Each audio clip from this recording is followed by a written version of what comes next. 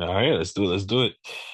Your boy Trey with Let's Just Talk Books with K, and we are reading Run. All right, we're on chapter 15. So can you hear me? Can you hear me clearly, K? Yes, I can. All right, let's do it. It isn't long before they catch up with Drew and Milo. Both boys look guilty, refusing to meet Reed's eyes. He ignores them, turning instead to the two other kids huddled nearby. This is Carly and Trey.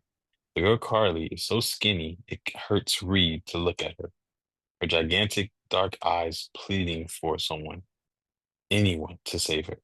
Stringy hair sways around her. She shivers in the cool of the night.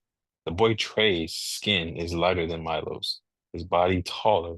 He has a constant twitch in one cheek. Reed wonders if it's new since he was dumped here. We have to go. Layla glances over her shoulder. She doesn't have to say it twice. Reed takes the lead without thinking about it. So accustomed to being alone, he barely considers what the pecking order might be in the little group. But when he glances back at them, no one complains. In fact, if anything, they look relieved, which makes him uncomfortable. He's no leader and tells himself he'd better speak up about it the next time they stop for rest. Reed heads off at an angle towards his best guess. His eastward path is leading him away from the fence, and he needs to get back to it. He hates to recover old ground, but has little choice. All of his private hope rests on finding where the two men came through. He doesn't allow himself anything else. Reed does his best to head west, but about an hour or so into their stumbling jog, he checks the moon. For the first time, his sense of direction seems to have deserted him somewhat. He can tell he's off, of course. He can tell he's off course, heading more south, and swears at himself a little, then shrugs. He can only imagine they are surrounded by fence. Not like it matters how they get to it as long as they do. Reed checks on the kids behind him. He is surprised he's alone. Have they abandoned him again?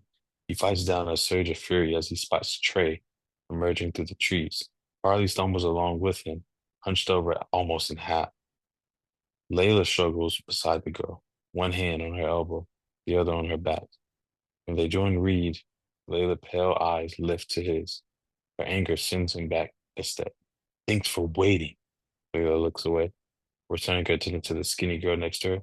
Carly gasps for air. Mewing whimpers filled with despair cutting Reed to the bone. He shoves remorse aside as Milo half jogs, half drags himself to a halt next to Trey. Where's Drew? Reed is troubled and more than a little guilty. He should be more careful. He should be more careful. He didn't even think to check if they were keeping up. The survivor in him is disgusted, and wants to abandon them, as weak as they are. Shoves that aside, too. Like it or not, he chose to run with them. Won't change his mind unless they give him a good reason. Here, Drew drops out of the dark, collapsing at Reed's feet, his glasses fogged from perspiration. The boy's face is flushed and slick with sweat, obvious even in the dark. Reed silently examines himself and is pleased to discover that aside from hunger and thirst, he is feeling okay, strong even. The food he found is sustaining him for now. We need a break. Layla helps Carly sit down. Reed's urgency tugs at him while the rest try to catch their breath. I'll scout ahead. He leaves them there before anyone can protest and moves on. He can't bring himself to sit still, not after 2 days of running, and with the possibility of freedom so close. The trees thin ahead, so he slows his pace. The moon is high by then, the still cloudless sky full of sparkling stars. Reed feels a grin break over his face as he looks out across the small glittering lake below. There's a brief but steep decline to reach it, but he knows he can handle it without a problem. His thirst is so strong he almost moves on without the others. The groan of denial, he turns and goes to get them. Water, he says when he reaches them, still sprawled on the ground. He doesn't have to say anything else. They are up and moving immediately. It's not long before they stand on the lip of the cliff looking down. Drew makes a soft sound and shuffles his feet, sending a slide of small rocks down the decline. Can't. His finger shoved his glasses back in his face with such fierceness, Reed is startled. We'll help you, Layla. Layla says. But Drew shakes his head and backs away. Heights, he says. I just can't. Reed doesn't think, only trusts his instincts. He bypasses the others, seizing Drew and throwing him over his shoulder. A brief shriek escapes the boy, quickly silenced, but the sound carries into the forest. Reed slides down the steep slope and is on the bottom within seconds. He sets Drew down on his own 2 feet and looks up at the others. I don't want to hear can't, he says. The rest of the kids descend more slowly, but make it safely to the bottom. Reed leads them to the water, studying the surroundings carefully. Like the stream, he knows this could be a perfect trap opportunity for the hunters. But the call of the lake is too strong to resist. Reed waits for the others to drink, instinctively watching over them. A fierce surge of protectiveness races through him, even while he wars with his mind. He is faster than them, stronger. It would be easier to simply leave them here and go alone. They are pathetic and weak, but they are human like him, kids like him, and being with them helps remind him of his humanity. When Milo steps back, Reed falls to his knees and plunges his face into the cold water. It is as icy as the stream, but calm, and remembering his first experience, he takes his time. He requires a great number of mouthfuls to slake his thirst, but when he is done, Reed takes another moment to rinse and fill the bottle, tucking it away into the side pocket of his stolen pants. He is about to rise when he hears a cry and a splash and jerks around to look. Someone is in the water, thrashing around. Reed runs to the spot and finds Milo gesturing at Drew. Swim back. Milo makes unhelpful motions with his hands, like it does any good. Drew goes under before glu- gludging his way back to the surface. His glasses and braces shine in the moonlight, but he remains silent in his distress. What happened? Reed freezes with indecision. It's deeper than it looks. Layla is there next to him, panic in her face. Drew, swim.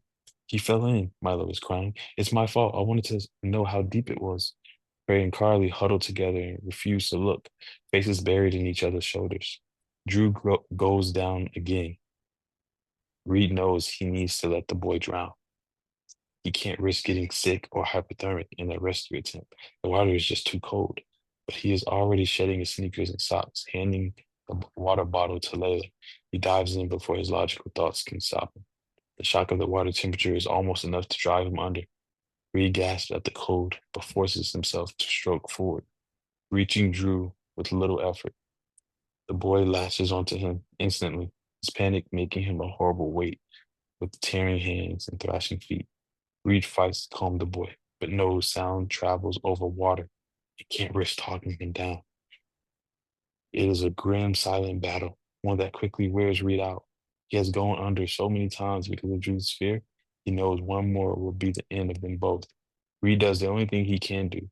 He puts both hands on the boy's shoulder and shoves him under the water, holding him there.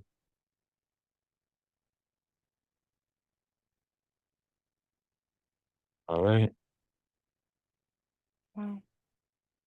Was that the end of the chapter? I mean, like, did he just kill him? That's what it sounds like, right? He said, like, what? Why would it end like that? Like he's drowning him? Why would it end like that? Are you playing with me again?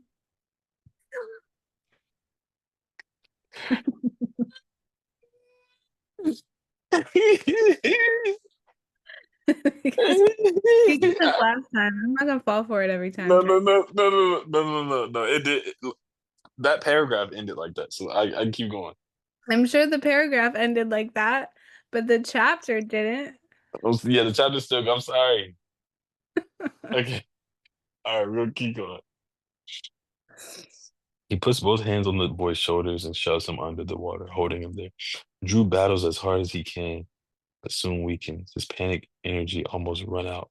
He waits 2 more heartbeats before letting the boy rise to the surface.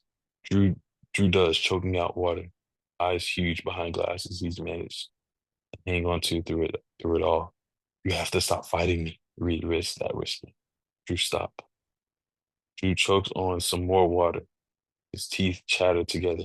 Reed knows his own are close behind. His legs are numb from the cold, hands on fire, and they don't have much time left. Drew nods at last, clenching but not struggling any longer. Reed turns, his weariness making him slow, and searches for the shore. He groans very softly as he realizes the edge is no longer reachable. In the course of their struggle, they have drifted far from the others. Reed turns them around, paddling gently to avoid more sound and conserve his energy. All around them is only more water until he turns west. There's the opposite bank. Still far, but the closest of any. Reed draws a breath and strikes out. The water is heavy on his limbs, Drew's weight pulling him down. He feels the boy's legs moving and knows he is trying to help, but has to stop. Kil- it's throwing Reed off kilter. Don't do that, he whispers. Drew's arms tighten around his neck. Reed reaches out again, legs kicking in slow rhythm. He has always been a good swimmer, a strong athlete, but the cold is seeping the strength from his body, and he knows they won't make it. They won't make it. Like that matters. He still has to try. Swimming becomes an automatic. Swimming becomes as automatic as running had. Reed's mind drifting as he puts one arm in front of the other, over and over again. The shore is drawing near, but his vision blurs, so he can't tell how much closer. He can't feel his body anymore, not even sure he is still swimming. Water slaps his face, goes in his mouth, and he splutters and coughs on it. He can hear Drew breathing in his ear when he turns his head and the slosh of the waves he makes. Reed is done. His arms won't move any longer. His legs give out at the same time. He forgets why he was fighting so hard and lets himself slide under the water. Something tugs at him, pulling him forward. Whispered voices say his name, his numb skin barely feeling it, and his clothes are pulled free. His skin starts to return to life, and he cries out, low and painful, the ache of warmth making him writhe in agony. When he finally registers contact, he almost pulls away from what holds him. It's like he's been plunged into fire.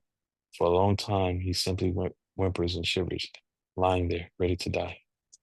He is surprised when he opens his eyes at last and finds Layla looking down at him. She is holding him to her, and they are draped with bits and pieces of clothing. He spots Milo and Drew in the same position while Carly and Trey huddle nearby. Shivering in the night air, their jeans and sweaters the source of warmth that kept Reed alive. Drew, he whispers. Fine, Layla says. You got the worst of it because you were swimming. He doesn't have the strength to nod. Didn't think we'd make it. He hugs him, his tender skin protests, but he doesn't tell her to stop. Me either, she says. That was amazing. Reed closes his eyes again. When he opens them, Drew is there. His glasses are missing, and for the first time, Reed sees his eyes. They are silvery in the moonlight. Thank you, the boy says. You saved my life. Reed thinks of a snappy comeback, but it's not worth the effort. You're welcome. Reed, Drew looks away, puts his glasses back on, looks back. I was the one who wanted to leave you behind. Reed just nods. Drew hugs him, the impulsive move making Reed groan from the pressure of it. We need to go soon, Carly's voice carries. Reed struggles to sit up and manages. He is still cold, but his body is all present and accounted for, and he is very grateful. Reed is about to ask why she is so afraid when he hears it. Wow, very close. It's enough to get him up and pulling on his wet clothing. Layla hands him his socks and sneakers, fortunately dry. He isn't sure how far he can run in his condition, but knows he doesn't have a choice. He has just finished tying his shoelaces when Carly's scream jerks him upright. He looks where she points and freezes cold again, this time from fear. Two hunters hover on the other shore of the lake. They hold still for only a moment. The girls scream, carrying across the water to them before beginning a lazy lope around the bank. Reed grabs Carly and drags her along, forcing his exhausted body to move, pulling the terrified girl with him, following the others as they run into the woods. Up ahead, another hunter house.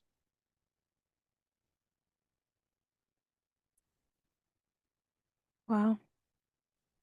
All right, it's not 9:30 yet. Nope, it's not. So you can still keep going if, Yeah. especially if you're not done with the chapter. I'm done. I'm done with the chapter. No, that was done. That was Okay. If you're done with the chapter, then you might want to stop. No. Let's keep going. I mean, I guess you don't care if you don't end on a chapter. I do. Mhm. I said, since you're the one reading, you can keep reading. I always like my OCD doesn't like it when I don't end on a chapter. On the chapter. No, but we gotta keep going. We can keep going. You still have 5 more minutes on your time. All right, let's do it. Maybe I'll finish the chapter. Maybe. What do you, maybe. I know there's no hope. All right. So, Well, we can try. yeah. Chapter 16. Reed changes course as soon as he hears the howl. Whistling to the others to follow, they listen. At least that is something. He begrudges the need for sound, knowing it will help the hunters locate them. But it's too hard in the dark to simply use gestures. Despite his weariness, Reed runs on, grateful for once for his fear, because it gives him access to energy he never knew he had. To his frustration, his familiar tactic does him no good this time. It doesn't seem to matter which way he leads the kids, how much he alters directions. The howling behind him is always answered from directly ahead. From the volume, the hunter is closing in. Reed remembers something that troubled him, something he thought of before he met the two poachers, about being herded.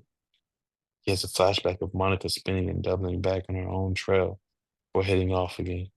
He stumbles to a halt and turns around, almost running into Drew and Trey, retreating and heading back the way they came. No one says a word, but they all follow. Reed runs on for another minute before he is forced to swerve to avoid a fallen tree. That's when he loses his grip on Carly. He almost forgot she was there with him, clutching his hand. The sudden missing connection between them reminds him. He tumbles, rolling over and over, coming to a thudding halt against the grounded trunk. He turns to go after her without hesitation, but his fear brings him to a sharp stop. The hunter emerges from the forest and fixes his attention on the weeping girl. Time stands still. Reed's mind stumbles over one idea after another in the long, hanging seconds suspended between them. Three of them hover in it: Carly, the hunter, Reed. He feels the line drawn in, pulling them tighter and tighter until he can't breathe. Hunter claws gleam in the moonlight. Carly's, Carly's tears glitter on her cheeks. Hold on, Kate. Somebody rang our doorbell. Okay. Give me 1 second. Mhm. See who that is.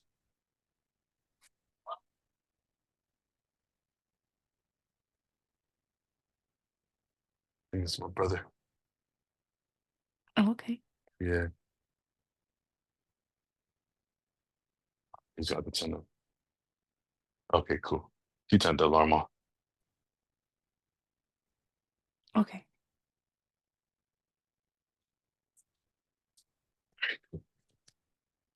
All right, you ready? Yeah. Sorry about that. No, it's okay. You gotta make sure everything's good. Yeah, the alarm went off at the same time, so it's like, well, all right. Let's see. That was coming in. Let's see. All right. He feels the line drawn in, pulling them tighter and tighter until he can't breathe.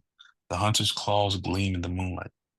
Carly's tears glitter on her cheeks, huge eyes swallowing Reed whole.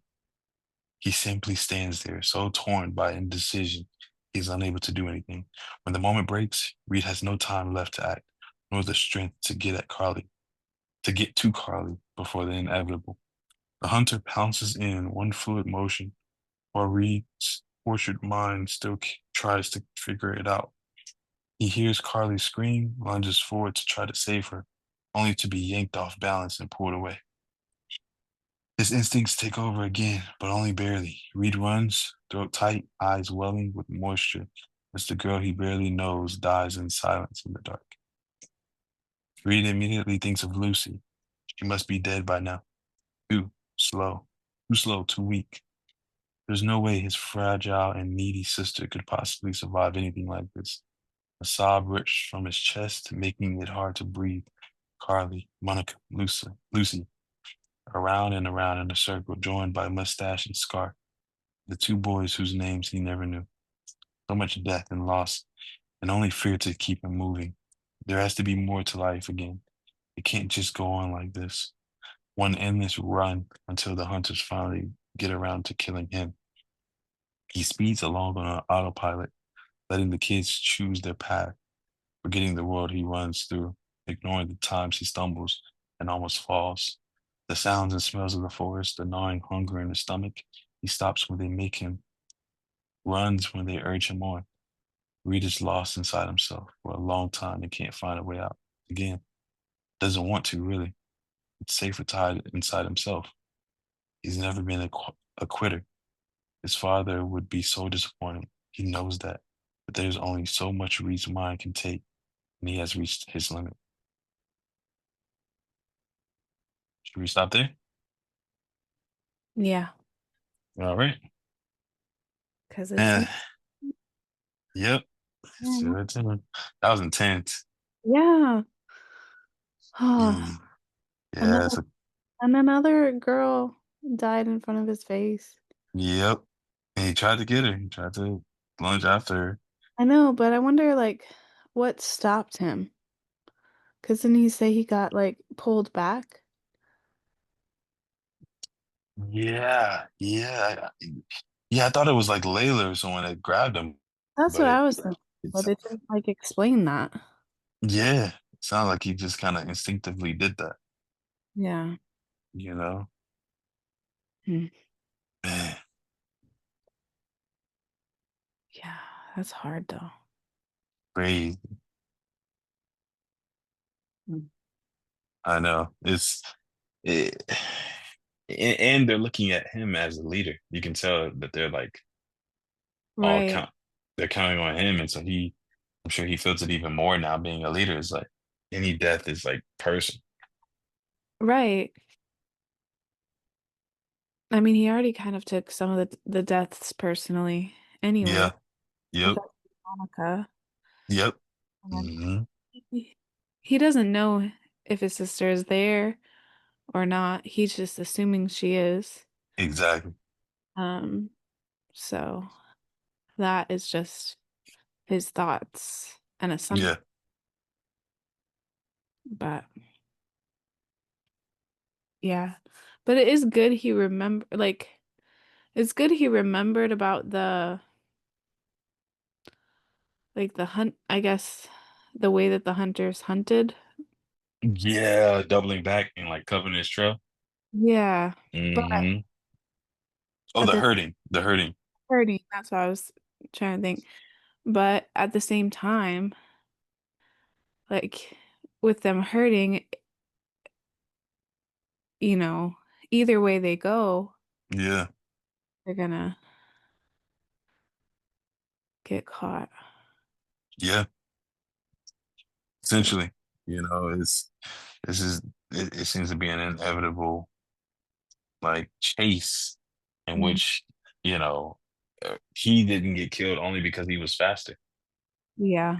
They picked off the easy bunch, and because somehow he Right. just heard her getting ripped to shreds in the dark. Yeah, that's how, I mean, that's how predators are, though. They always do the weakest. Exactly. Take out the weak. Exactly. Take out the weakest, and then eventually you get to the strongest. Just a Yeah. matter of time, and so it's really a matter of who can endure the longest. Hmm. It's crazy. Man. Well, and Yeah. you ready for a totally different change? Different vibe, right? Like, all right, yeah. A different vibe, yeah. Yeah, because this is like it's nighttime. Like this is kind of scary. Like That's I'm like scared. that's like the dark, the scary one. Yeah, And then we've got the fantasy right.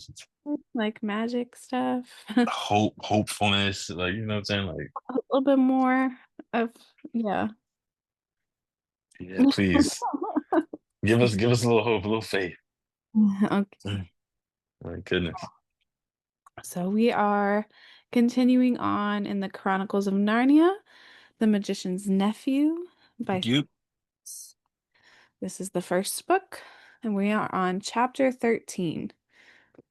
And dang. So we're at that book now. no, we're still on. This is still the first book. Okay, this is still the Yeah, witch's The Magician's the Nephew. magician's nephew. I'm sorry. Okay, Still the first one. cool. We're on chapter 13. But we're close. There's 15 chapters, so we have like 3 chapters left. Gotcha. Okay. Yeah. Are you? All right, chapter 13. An unexpected meeting. Wake up, Diggory! Wake up, Fledge! Came the voice of Polly. It has turned into a toffee tree, and it's the loveliest morning. The low, early sunshine was streaming through the wood, and the grass was gray with dew, and the cobwebs were like silver. Just beside them was a little, very dark wooded tree, about the size of an apple tree. The leaves were whitish and rather papery, like the herb called honesty, and it was loaded with little brown fruits that looked rather like dates. "Hurrah!" said Diggory, "but I'm going to have a dip first." He rushed through a flowering thicket or two down to the river's edge. Have you ever bathed in a mountain river that is running in shallow cataracts over red and blue and yellow stones with the sun on it? It is as good as the sea in some ways, almost better. Of course, he had to dress again, without drying, but it was well worth it. When he came back, Polly went down and had her bathe. At least she said that was what she'd been doing, but we know she was not much of a swimmer, and perhaps it is best not to ask too many questions. Sledge visited the river too, but he only stood in the midstream, stooping down for a long drink of water and then shaking his mane and neighing several times. Polly and Diggory got to work on the toffee tree. The fruit was delicious, not exactly like toffee, softer for one thing, and juicy, but like fruit, which reminded one of toffee. Fledge also made an excellent breakfast.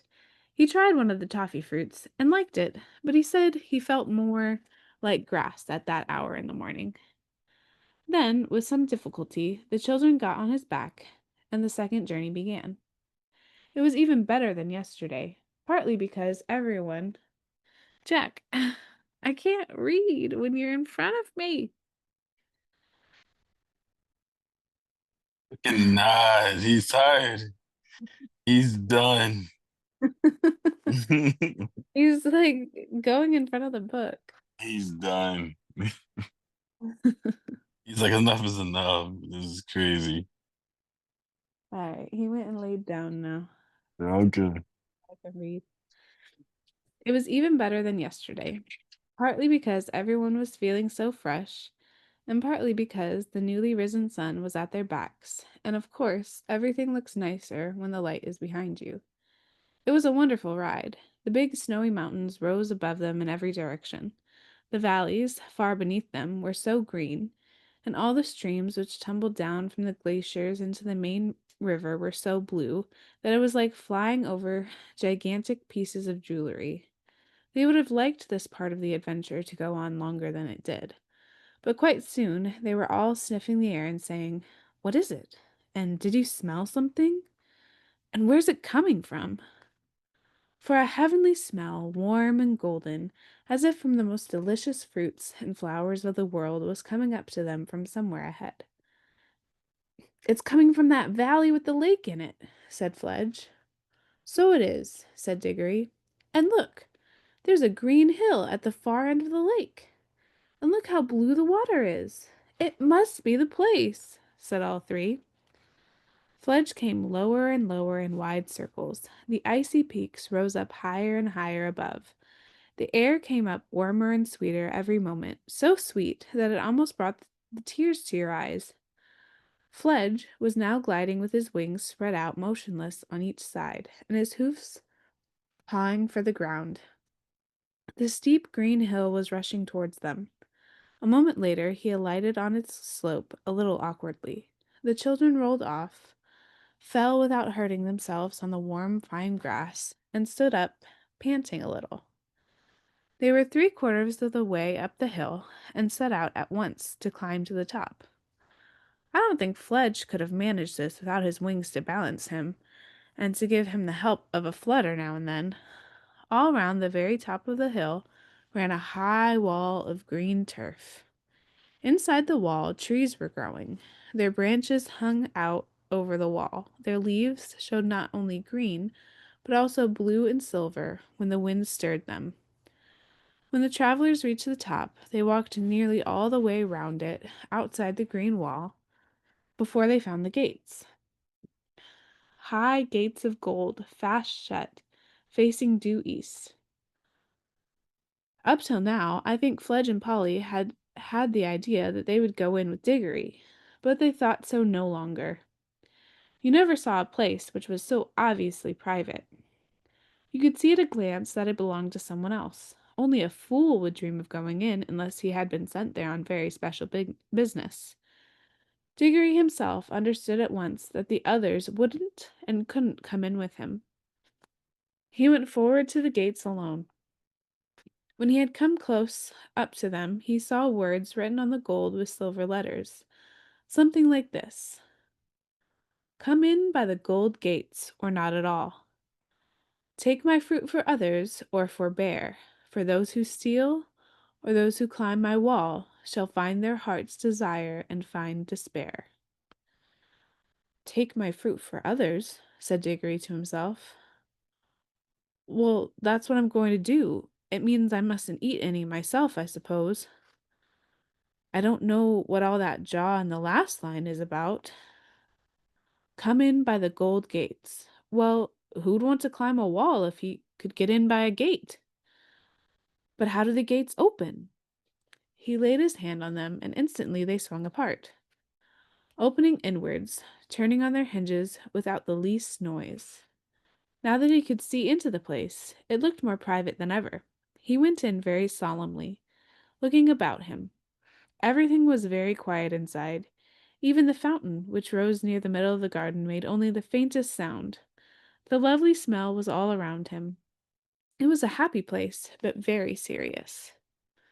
He knew which was the right tree at once, partly because it stood in the very center, and partly because the great silver apples with which it was loaded shone so, and cast the light on their own, down on the shadowy places where the sunlight did not reach. He walked straight across to it, picked an apple, and put it in his breast pocket of his Norfolk jacket. But he couldn't help looking at it and smelling it before he put it away. It would have been better if he had not. A terrible thirst and hunger came over him, and a longing to taste that fruit. He put it hastily into his pocket, but there were plenty of others. Could it be wrong to taste one? After all, he thought, the notice on the gate might not have been exactly in order. It might have been only a piece of advice. And who cares about advice? Or even if it were in order, would it be disobeying it by eating an apple? He had already obeyed the part about taking one for others. While he was thinking of all this, he happened to look up, through the branches, towards the top of the tree. There, on a branch above his head, a wonderful bird was roosting. I say roosting because it seemed almost asleep. Perhaps not quite. The tiniest slit of one eye was open. It was larger than an eagle, its breast saffron, its head crested with scarlet, and its tail purple. "And it just shows," said Diggory afterwards, when he was telling the story to the others, "that you can't be too careful in these magical places. You never know what may be watching you." But I think Diggory would not have taken an apple for himself in any case. Things like "do not steal" were, I think, hammered into boys' heads a good deal harder in those days than they are now. Still, we can never be certain.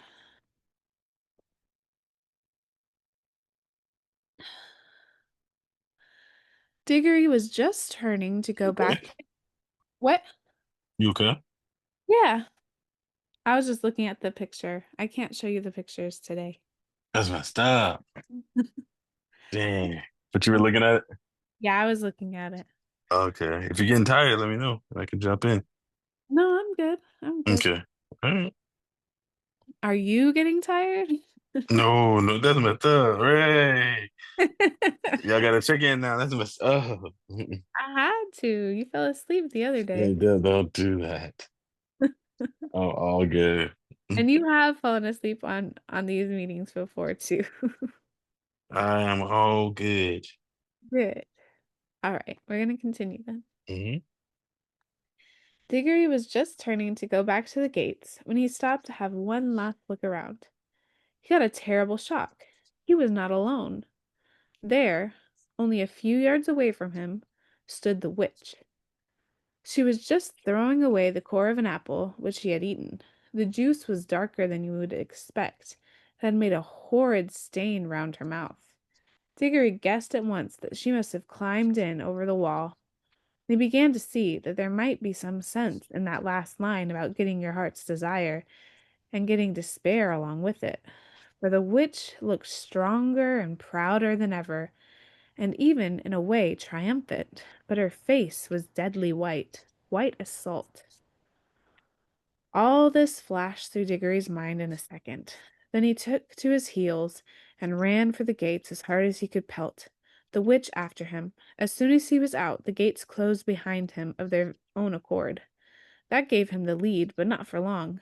By the time he had reached the others and was shouting out, "Quick! Get on, Polly! Get up, Fledge!" The witch had climbed the wall or vaulted over it and was close behind him again. "Stay where you are!" cried Diggory, turning round to face her, "or we'll all vanish. Don't come an inch nearer." "Foolish boy," said the witch, "why do you run from me? I mean you no harm. If you do not stop and listen to me now, you will miss some knowledge that would have made you happy all your life." "Well, I don't want to hear it, thanks," said Diggory, but he did. "I know what errand you have come on," continued the witch, "for it was I who was close beside you in the woods last night and heard all your counsels. You have plucked fruit in the garden yonder. You have put it in your pocket now, and you are going to carry it back untasted to the lion for him to eat, for him to use. You simpleton!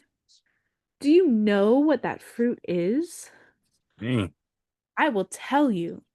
It is the apple of youth, the apple of life. I know, for I have tasted it, and I feel already such changes in myself that I know I shall never grow old or die. Eat it, boy, eat it, and you and I will both live forever and be king and queen of this whole world, or of your world if we decide to go back there.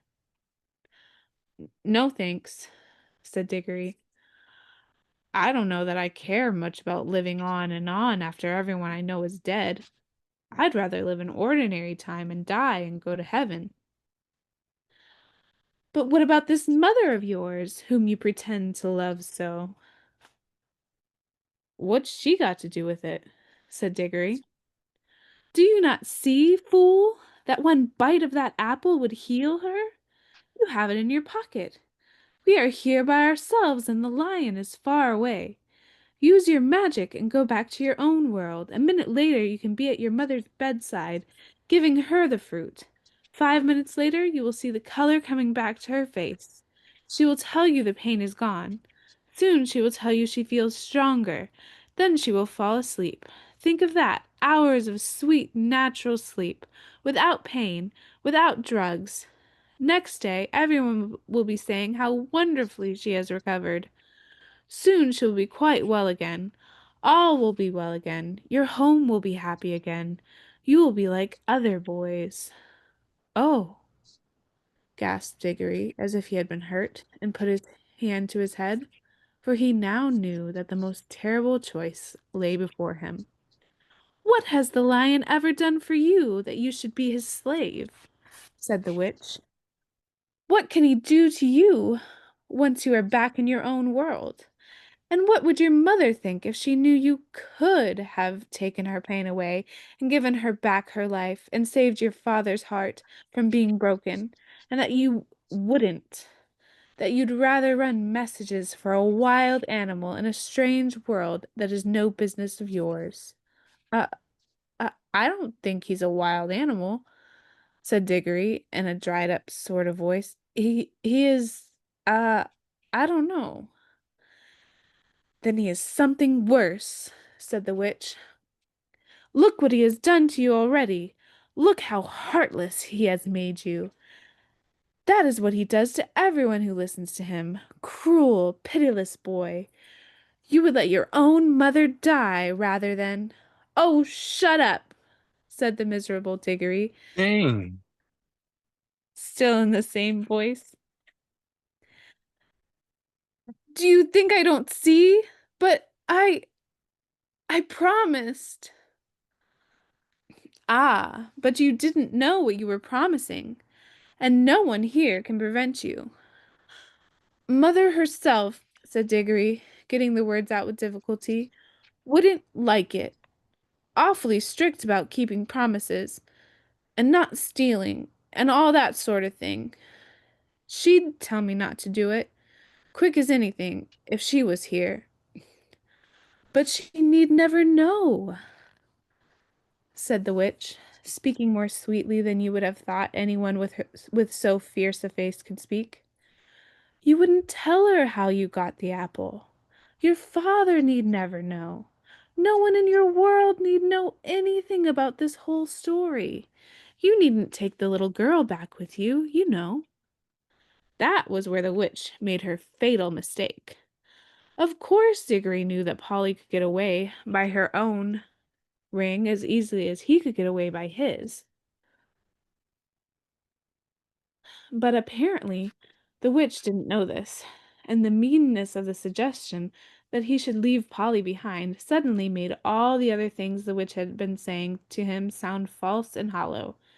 And even in the midst of all his misery, his head suddenly cleared, and he said, in a different and much louder voice, "Look here! Where do you come into all this? Why are you so precious fond of my mother all of a sudden? What's it got to do with you? What's your game?" "Good for you, Diggs!" whispered Polly in his ear. "Quick! Get away now!" She hadn't dared to say anything all through the argument because, you see, it wasn't her mother who was dying. "Up, then," said Diggory, heaving her onto Fledge's back, and then scrambling up as quickly as he could. The horse spread its wings. "Go, then, fools!" called the witch. "Think of me, boy, when you lie old and weak and dying, and remember how you threw away the chance of endless youth. It won't be offered you again." They were already so high that they could only just hear her. Nor did the witch waste any time gazing up at them. They saw her set off northward down the slope of the hill. They had started early that morning, and what happened in the garden had not taken very long, so that Fledge and Polly both said they would easily get back to Narnia before nightfall. Diggory never spoke on the way back, and the others were shy of speaking to him. He was very sad, and he wasn't even sure all the time that he had done the right thing. But whenever he remembered the shining tears in Aslan's eyes, he became sure. All day Fledge flew steadily with untiring wings, eastward, with the river to guide him, through the mountains and over the wild wooded hills, and then over the great waterfall and down to where the woods of Narnia were darkened by the shadow of the mighty cliff, till at last, when the sky was growing red with sunset behind them, he saw a place where many creatures were gathered together by the riverside, and soon he could see Aslan himself in the midst of them. Fledge glided down, spread on out his four legs, closed his wings, and landed cantering. Then he pulled up, the children dismounted, Diggory saw all the animals, dwarves, satyrs, nymphs, and other things, drawing back to the left and right to make way for him. He walked up to Aslan, handed him the apple, and said, "I've brought you the apple you wanted, sir." And that is the end of the chapter.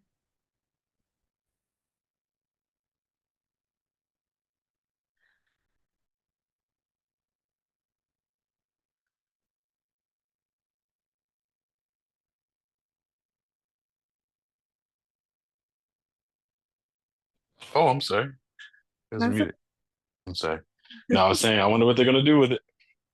With the apple? Yep. No, Aslan said he was going to plant a tree. Yeah, but couldn't it go the other way too? And wasn't the other guy trying to rule the world with it?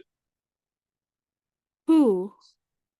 Was that like Oh, his uncle. yeah.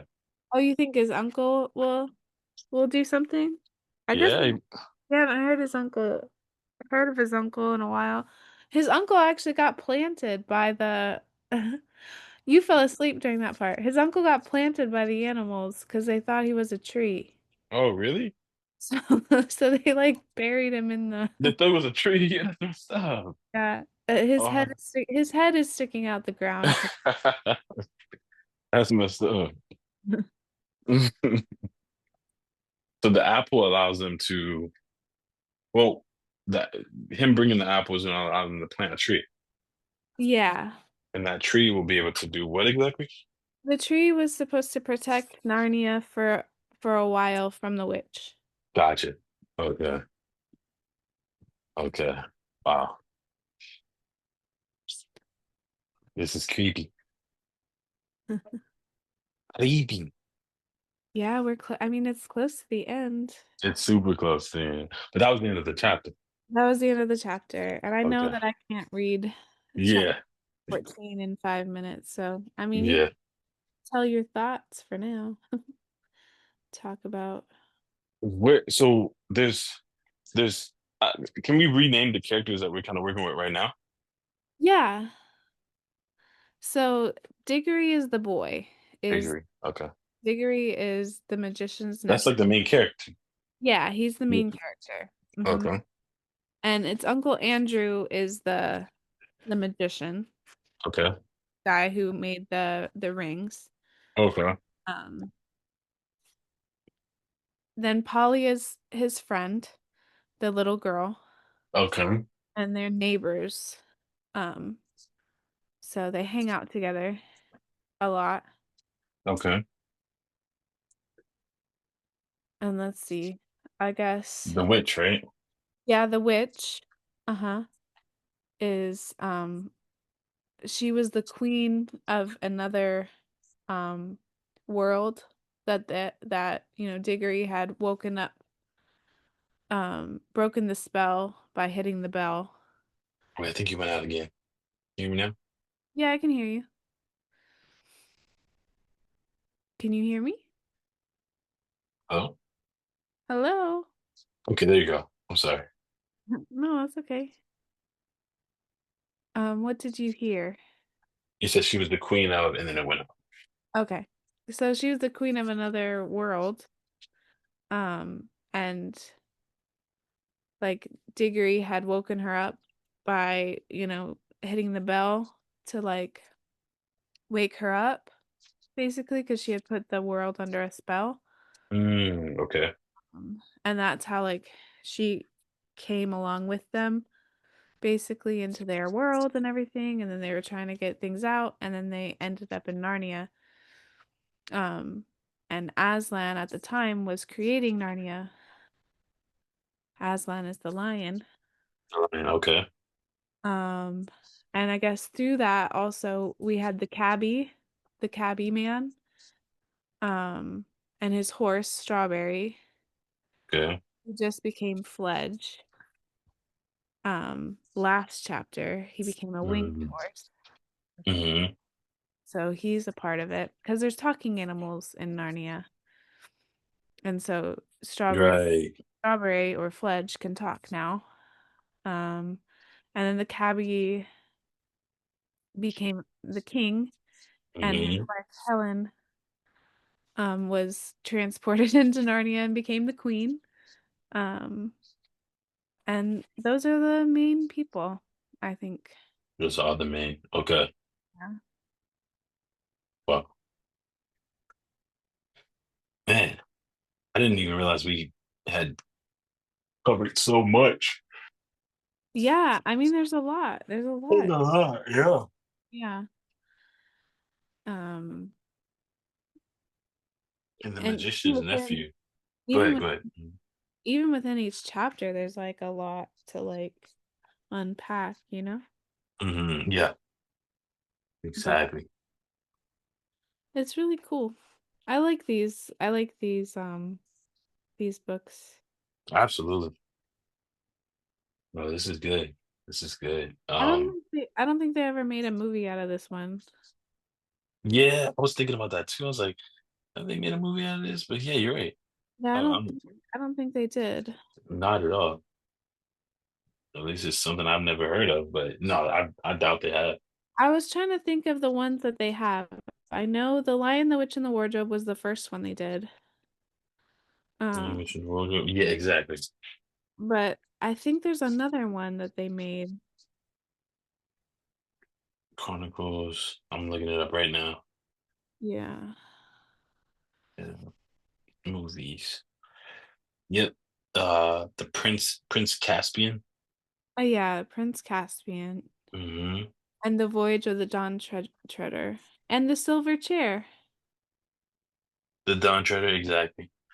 Man, you know what? I've not seen any of these. No? Yeah, The but Silver Chair apparently was a TV series. which one was the TV series? The Silver Chair. I was about to say I've never heard of that one.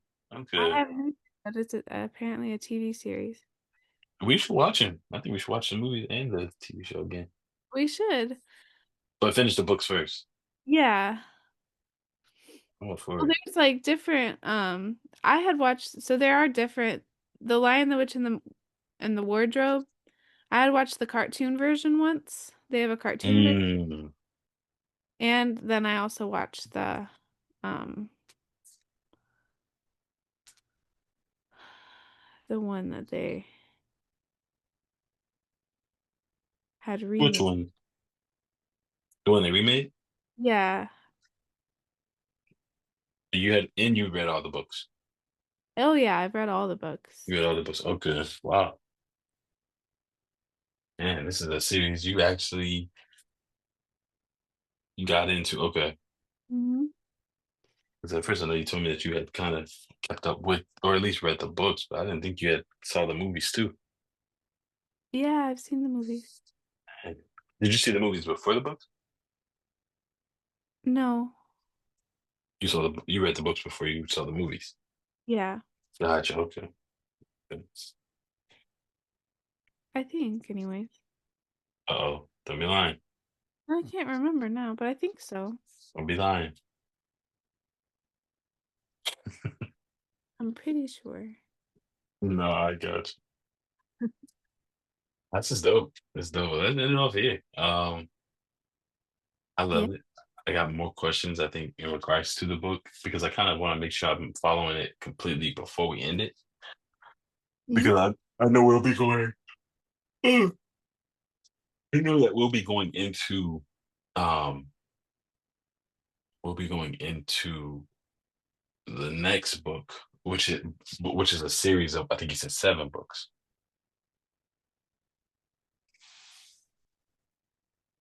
Is that what you said? This this is a series. Yeah, it has 7 books in the series. 7 books in the series. So I kind of want to make sure You want I to follow. know the names of all of them? I have the I You have have all. Yeah. Yeah, let me. Could you say it in the order? Yeah. Okay. So we've got The Magician's Nephew. That's the one we're reading now. Mhm. And then, sorry, I'm just walking to where I have it, but I know exactly where it is. Okay. And then the second one is The Lion, the Witch, and the Wardrobe. English marriage. Okay. The third one is The Horse and His Boy. Mercedes boy. Okay. The fourth one is Prince Caspian.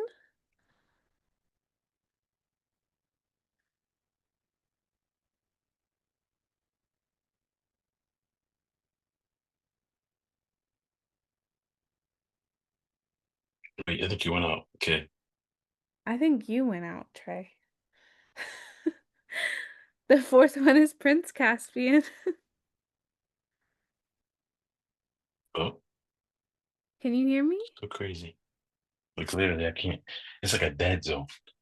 That's weird. Okay, there you go. I can hear you now. Okay. That's so weird. You got a dead zone in your house? Yeah, but apparently it's like in a certain particular. It's just so weird. This one spot. That's weird. Okay. Well, the fourth book is Prince Caspian. Prince Caspian. Okay. Uh-huh. The fifth one is The Voyage of the Dawn Treader. The Voyage of the Dawn Treader. Mhm. Okay, which is the movie. Those two have been made into movies. Yeah. Prince Okay. Caspian has been made into a movie, and The Voyage of the Dawn Treader was made into a movie. Okay. And then the sixth one is The Silver Chair. Sure. Okay. And the seventh one, the last one, is The Last Battle. The last one is which one? The Last Battle. The last pass. Yep. Gotcha. Okay. Wow. Yeah. I may find like a typically they have these on YouTube, but there's like what you call them. Like pretty much there are people that summarize the entire book or movie series. They'll summarize it up, and Mhm. then you can kind of like from there you can um get a summarization of what happened. I think I could find that for the books too, just to kind of have a summary of it, unless you want to bring together a summary of the entire book. But I'm not sure if you could necessarily do that in a matter of a few minutes. A matter of a few, like right now, probably No, no, not. no. Yeah, no, no, it doesn't have to be right now. It's like maybe like on the last chapter or the call where we hit the last chapter. Yeah, I could All have right. it. I could have it ready for that. Okay. If you want to do that, Yeah. I just to mean, kind of like, just look it up too. Like, I'm sure they have yeah, them. that way it But kind of it'll give our like the viewers too who are following along with us, they get like a snippet or Mhm. a synopsis of everything. Yeah, sure. Let's do it. Sounds good. You could do the same thing for Run when you Dope, get dope. when we get I to the last will. I will. No, that's good. Let's when do it. that is Let's do gonna. it. What you say? But yeah, I said I don't know when that's gonna be. I don't know how many chapters are in Run. Yeah, I think Ryan may have like 20 something chapters. Oh, well, we're getting close then Is it too. 20 something chapters? Run chapter. Mm-hmm. 20 something chapters, and I think it's like 4 books. Okay, cool. Yep. All right. Well, So be ready, because we definitely gonna be summarizing it. yeah. And I appreciate you. Thank you for being loyal in the reading, because again, I don't think it's easy to read these type of books, the Chronicles of Narnia, because there's so much passion in the dialogue. There's so much passion in the writing. Yeah. C.S. Lewis is an excellent author. So, Yep, you went out again. I'm sorry. oh, I There said you C. go. I said C.S. Lewis is an excellent author. Absolutely. Absolutely. And maybe we can even look up a little bit something about the artists too, or the authors when we finish the series of the books and just read up on who they were. That would be good. Yeah, just Hmm. give some homage to them. Exactly. Exactly. I think that's like that's respect for the author, and as two people who love books, I think that gives them that respect. Absolutely. Let's do it. Sounds good. All All right. right. Well, you get some rest. I'll hit you up outside of here, but I'll make sure you get some rest and feel better. And dream about Ryan and cause I'm not.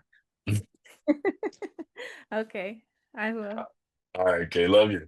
Love you too. Good night. All right. Good night. Bye. Bye.